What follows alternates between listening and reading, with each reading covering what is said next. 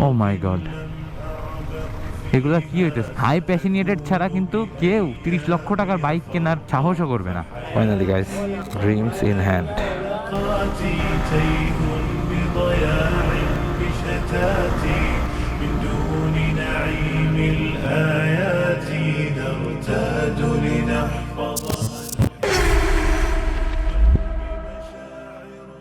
Assalamu alaikum, welcome to another new vlog of MH Mahin 360 and you are watching MH Mahin Pro, মানে দুই রকম, যাই হোক, doesn't matter. আজকে বাইকের ক্র্যাশ গার্ড লাগাইতে হবে, কজ এই এখানে ক্র্যাশ গার্ড লাগানোর জন্য স্পেস করা হয়েছে, বাট দ্য থিং ইজ ওটা রেখে আসছিলাম ভুল করে, আর যে বাইক স্টিকারে ওটা পাঠাতে দেওয়া হয়েছে ওটা লাগাবো না। আজকে ট্রাই করবো আমার ড্রিম একটা হ্যান্ড গ্লাভস বা রাইডিং গ্লাভস, যেটার প্রাইস অলমোস্ট 7,000 টাকা, ওটা নেওয়ার ট্রাই করবো। অ্যান্ড কাইন্ডলি সবাই ভিডিওটা শেয়ার করে দিন, কজ আমাদের ফেসবুক পেজের রিচটা ডাউন করে দেওয়া হয়েছে অ্যান্ড রেস্ট্রিকশনে দিয়ে দেওয়া হয়েছে কিছু ভুলের কারণে। তো যাই হোক, চলুন আমরা একবারে মোটর ব্লগে চলে যাই। আচ্ছা, এখন আমি দেখাই যে 30-এ আসলে কিভাবে সম্ভব। এটা তো একটা ভাঙা রাস্তা, অলরেডি 31 উঠে আছে ভাই, 32 ইন থার্ড, আর আপনি এটা কীভাবে কন্ট্রোল করবেন? 30 অ্যাটলিস্ট 45 হলেও ঠিক ছিল, বাট কখন এটা সম্ভব না। 30-তে আপনি কীভাবে বাইক চালাবেন? আর 30-তে কোনো বাইকই মেনটেন করতে পারবেন না। আপনি কতগুলো বাইককে ধরবেন অ্যান্ড কেসে দিবেন, সেটাও পসিবল না।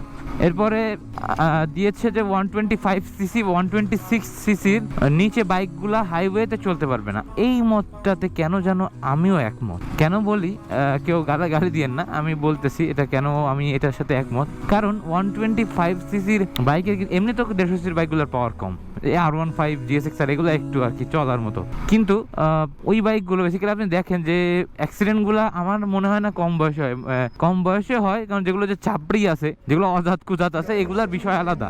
এগুলাকে আপনি কোনো রুল আপ দিয়ে কোনো রুল আপ দিয়েই বেঁধে নিতে পারবে না। আচ্ছা, ওরা দেখা করতে চাচ্ছে।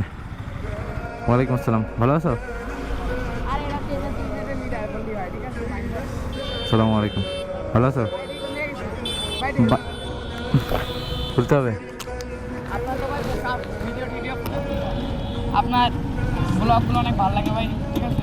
কোথায় পড়ো? আমি ভাই বোর্ড স্কুলে পড়ি। আমরা যে বাস আসবে এখন আমরা দাঁড়ায় আছি। আচ্ছা ভাই, দেখা খুব ভালো লাগলো। ঠিক আছে, চল। ওয়ালাইকুম আসসালাম।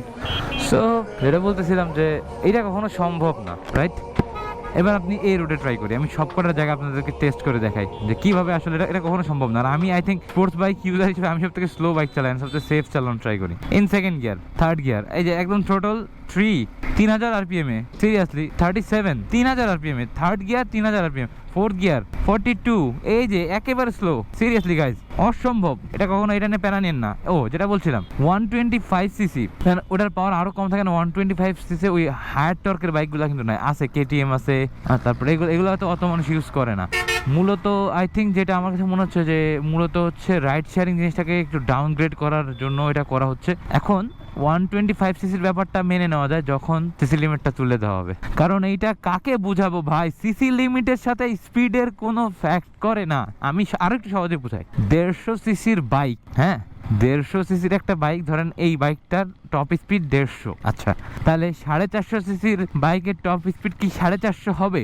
কখনোই না, কারণ রোড পারমিট না একটা আছে কাওয়াসাকি H2R, যারা রোড পারমিটেড না, সেটার টপ স্পিড ছিল 400, তাও অনেক প্রেসার দিয়ে ওঠানো হয়েছে। সেটা সিসি ছিল মেবি 1400। তার মানে এটা ইজি যে সিসির সাথে এর কোনো সম্পর্কই নাই ভাই। তো আমরা রিকোয়েস্ট করবো বাংলাদেশ সরকারকে, এবং কোনো নিয়ম নীতির মাধ্যমে হলেও আমাদের পদ্মা সেতুটা খুলে দেওয়া হোক, যথেষ্ট নিয়ম কানুন দেওয়া হোক, এবং মামলার সিস্টেম করা হোক, যাতে কেউ রুলস ভায়োলেশন করলে যাতে মামলাটা খায়। আমিও চাই যে এই ছাপড়ি জনগণ বলেন বা এই যারা উল্টাপাল্টা চালায়, এরা আইনের আওতায় আসুক।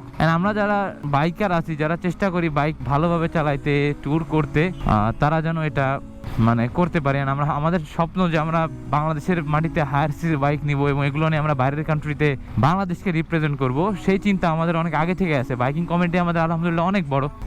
তো আমরা চেষ্টা করে যাচ্ছি যে এই হায়ার সিসির পারমিশনটা, এটা আমরা যাতে সরকারকে বোঝাতে পারি যে অ্যাকচুয়ালি হায়ার সিসি বাইকগুলো আমাদের দেশে উন্নতি বয়ে আনবে, প্লাস আমাদের যেই ট্যাক্স এটা একটু কমানোর জন্য রিকোয়েস্ট থাকবে, কারণ এটা একটু বেশি হাই সবার জন্যই। মানে 147%, মানে একটা বাইক যদি 5 লক্ষ টাকা হয় তাহলে সেখানে ভ্যাট হবে আরো 5 লক্ষ, আরো 7,50,000 টাকা। এটা আসলেই একটু হাই, তো এটা কমানো। তারপরেও দেখেন ভ্যাট ট্যাক্স যতই কমাক না কেন, একটা হায়ারসির বাইক যেটা আপনার ধরেন যে 11-12 লক্ষ টাকা বা 13 লক্ষ টাকা পরে, একটা ZX 10R বা 15 লক্ষ টাকা পরে, এটা বাংলাদেশে এসে কিন্তু অলমোস্ট 30 লক্ষ টাকার মতো বা তার একটু বেশি হয়ে যাবে। তো দেখেন তখন কিন্তু ওই সবাই চাইলে ওই সুপার বাইকটা কিন্তু কিনতে পারবে না, যে অ্যাভেলেবেল হয়ে যাবে, অ্যাক্সিডেন্ট হবে এরকম না। ওই বাইকগুলো ঠিক তারাই কিনবে যারা হাই প্যাশনিয়েট অন বাইক। এই জিনিসটা কিন্তু একটু মাথায় নিতে হবে। হাই প্যাশনিয়েটেড ছাড়া কিন্তু কেউ 30 লক্ষ টাকার বাইক কেনার সাহসও করবে না। এরপরে আরও একটা রুলস হচ্ছে, সেটা হচ্ছে হাইওয়েতে পিলিয়ন নেওয়া যাবে না। এখন হাইওয়েতে পিলিয়ন নেওয়া যাবে না, কিন্তু এটা আটকানো হবে কি করে? এখন কারো বাসা হাইওয়ের পাশে, তাকে বাজারে যেতে হয়, রাইট? তো সে তো নিয়েই যেতে পারে, তখন আপনি বুঝবেন কি করে সে এই জন্য যাচ্ছে? বরঞ্চ আপনি কিরে ভাই, ও মাই গড, এগুলা কি হইতেছে যশোরে? আল্লাহ মাবুদ মাফ করো, এগুলা কি দেখতেছি? সিরিয়াসলি গাইস, ঢাকায় চলে আসলাম নাকি আমি? সো গাইস, আমার ক্র্যাশ গার্ডের ভিতরে এখন এটা নিয়ে আরান্ডোটা যেতে হবে। আরান্ডোটা ফিক্স করলে মোটামুটি ঝামেলা শেষ। তারপর একটু চেষ্টা করবো আমার ড্রিম গ্লাভসটা কীভাবে অ্যারেঞ্জ করা যায়। লেটস সি, আল্লাহ আল্লাহ করি, যদি হয়ে যায় তো ভালো। প্যাকেট করা হয়ে গেছে। আরে ভাই, এখান থেকে জ্যাম ছুটছে, তাইলে কি একটা অবস্থা হয়েছিল, রাইট? বিচ্ছিরি। আচ্ছা দেন একটু দেখি, হ্যাঁ এখনই নিশ্চয়ই, সমস্যা নেই। So here is the gloves, finally guys, dreams in hand. A few minutes later. না ওই যে প্লাস্টিক এখানে আছে, প্লাস্টিক এন্ড ম্যাটেরিয়াল দিয়ে করা। আর এখন হচ্ছে এই জায়গাটাতে যেটা অলরেডি কাটা আছে, এটাতে একটা ওই সাইডে।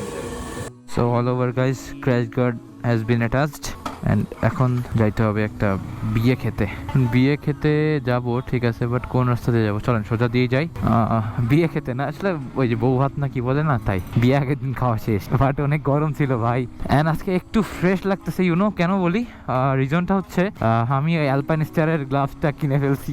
আমি অনেক দিন ধরে, আমার কাছে টাকা পয়সা নাই অনেস্টলি ভাই, আমার কাছে টাকা পয়সা নাই, তারপরেও যে নিতে পারছি এটা অনেক বড় একটা ব্যাপার। একটু থাকে কন্টেন্ট ক্রিয়েটরদের, একটু আপ ডাউন থাকে সবারই, তো আমাদের সেরকম একটাই অবস্থা। সমস্যা নাই, ইনশাল্লাহ সবসময় তো সবার ভালো সময় যায় না, আল্লাহ পরীক্ষা নেয় সবাইকে, আমাকেও নিচ্ছে হয়তো, ইনশাল্লাহ পরীক্ষাটা উত্তীর্ণ হয়ে যাব। আলহামদুলিল্লাহ, আমরা চেষ্টা করি সবসময় আপনাদেরকে পজিটিভ কন্টেন্ট দেওয়ার, যতটুকু সম্ভব হয়। ভুল হলে অবশ্যই জানাবেন, কারণ আমি নিজেকে 100% সঠিক কখনোই মনে করি না। বাট ইদানিং যে যশোরে যে পরিমাণে জ্যাম হয়েছে, হায় রে আল্লাহ, এখন খারাপ লাগতেছে। এরকম জ্যাম থাকলে তো আমার ঢাকাই ভালো চলে। চলেন আমরা এখন খাওয়া দাওয়াটা সারি, দেন আপনাদের সাথে বাইক কথা হবে। By the way, right now আমাদের স্পন্সর হচ্ছে স্টিকার জোন। তাদের শপ আছে বাইক স্টিকার, অ্যান্ড তারা অ্যামেজিং স্টিকার করে। ইভেন আমার এই বাইকটার পরের মডিফিকেশনটা তারাই করে দিয়েছে, অ্যান্ড তাদের কাজ আলহামদুলিল্লাহ অনেক ভালো। আপনারা জানেন যে আমরা যখন স্পন্সরশিপ নিই খুব ভেবে চিন্তাই নেই, তো এখন থেকে আপনারা আমাদের সাথে স্টিকার জোনকে অবভিয়াসলি পাবেন ইনশাআল্লাহ। Running on, done. সো আজকের ব্লগে যেটা মেইন কথা গাইস, আইফোন XR কিভাবে চলতেছে আমার ইউটিউব চ্যানেল থেকে। আপনারা যদি জিততে চান অবশ্যই MH Mine ইউটিউব চ্যানেলটা সাবস্ক্রাইব করতে হবে অ্যান্ড বেল আইকন প্রেস করতে হবে।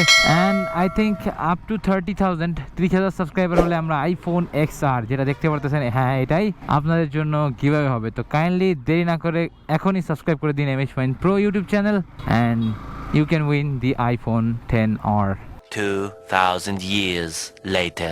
ওয়েল, একটা ব্লগারের যে কত কাজ থাকতে পারে।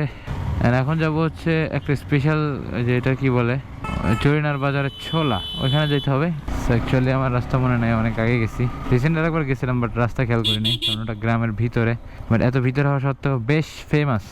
মাঝে মাঝে একটু ডিপ্রেসড বা একটু মন খারাপ থাকলে আমি রাইডে বের হই, তখন একটু জোরে চালাই। মানে এখন যে আছি তা না, মানে এখন তো রাস্তাটা ভালো আছে, দ্যাটস ওয়াই ভালো লাগতেছে। And kindly guys, iPhone XR কিভাবে is running out. IPhone XR পেয়ে যাবেন আপনাদের ভিতরে যে কোনো একজন। তো কাইন্ডলি এই চ্যানেলটা অর্থাৎ MH Mine Pro ইউটিউব চ্যানেলটা সাবস্ক্রাইব করতে হবে। আর যারা এই ভিডিওটা ফেসবুকে দেখতেছেন, কমেন্টে যে দেখেন ফার্স্টেই লিঙ্ক দেওয়া আছে ইউটিউব চ্যানেলের, অ্যান্ড আমরা মাইলস্টোন করে দিব যে কত সাবস্ক্রাইব হলে আমরা আইফোন XR কিভাবে করে দিব ইনশাআল্লাহ।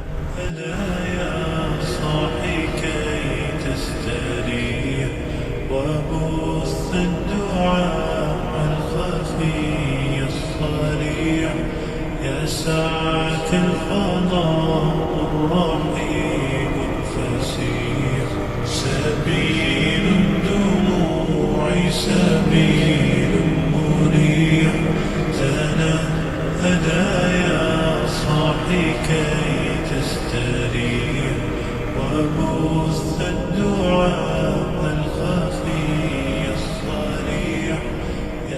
আগে এইটা ছিল, আগে ছিল হচ্ছে এদের দোকান ওইটা, আমরা যখন আসতাম 17-16 সালে। ছোলা ইন্ডাস্ট্রি। এবার কর শুনি। রাস্তা থেকে আসছিলাম রাতে রাতি, হঠাৎ দেখলাম যে এটা কি এই বিচ্ছিরি মানে গাড়ি যখন আর মানে বানাইছে একজনই মাইন বা তাদেরকে দেখালায় আবার আসলাম Control.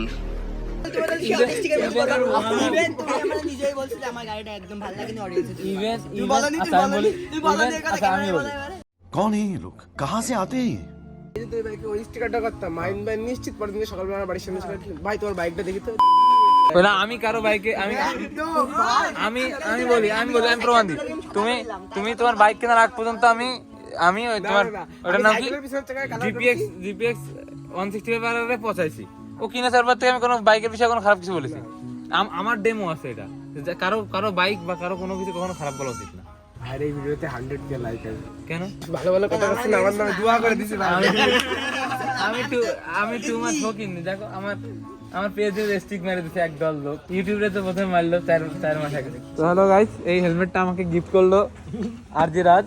এটা সত্য কথা, এটাই যেন দেখেন আপনারা প্রতিদিন, তাই না? Thank you so much, thank you হেলমেটটা গিফট করার জন্য। এই ভাই আমার একটা বাইকটা দিয়ে দিল, এত সকালে একটা বাইক কেস করে দেবো, সোজা কেস করে দেবো, বাইক চুরি কেস করে দেবো সোজা হিসেবে একেবারে। এটা ঠিক করবো না? আরে ভাই আমি বলি কি হয়, তুমি খুলে চালাও আর নয় তুমি আটকায় চালাও, তাই তো? তুমি কি হাফে বাঁধা রেখে চালাও? শান্ত না, এটা সেটা শান্ত না, কিছুই না। এটা নষ্ট চেঞ্জ করে কয়দিন লেগেছে এটা নষ্ট করতে? 9 দিন না 10 দিনের মাথায় 10 দিন লেগেছে। সো গাইস, নামাজের সময় গেছে, এখন নামাজ পড়তে হবে। পুরো টিম ধরে নামাজ নিয়ে যাচ্ছি, ওদের দেখা গেল ওদের সাথে সবার সাথে, একটু খাওয়া দাওয়া হলো। এক্স্যাক্টলি গাইস, এটা রূপদিয়া পড়ে যায়, মানে আমাদের এলাকায় না, এটা রূপদিয়া বাইরে। এই সাইড দিয়ে একটু 1-1.5 কিলো আসলাম, এখন দেখতেছি যে রূপদিয়া দেখাচ্ছে। এরা যে কই যাচ্ছে বুঝতেছি না, 2টা মসজিদ পার করে ফেললো অলরেডি, কে জানে, কিছুই বুঝলাম না।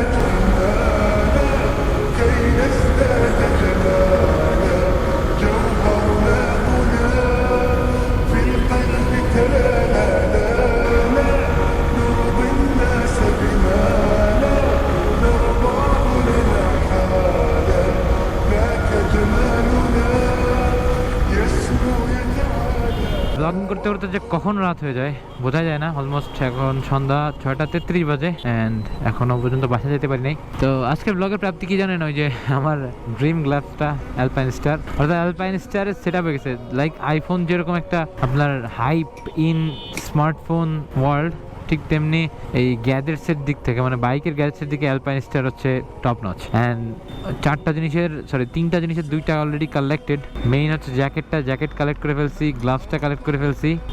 আরও একটা আছে, সেটা হচ্ছে রাইডিং জ্যাকেট, সেরকম রাইডিং এর আপনার ইয়াগুলোও আছে, স্যুটসের যে প্যান্টটাও পরে ওইটাও পাওয়া যায়। দেন একটা জুতাও আছে অ্যালপাইনস্টারের। তো ইনশাল্লাহ চেষ্টা করবো আর্থিক উন্নয়ন ঘটলে আমরা হায়ার কস্টলি জিনিস, বেসিক্যালি যে কোনো রাইডিং শুজই এখন নেওয়া যায় 8-10 হাজার 15 হাজারের ভিতরে। তো আজকের মতো এই পর্যন্ত, সবাই ভালো থাকবেন, সুস্থ থাকবেন, আল্লাহ হাফেজ, and never forget to pray to Allah at least the 5 times of namaz.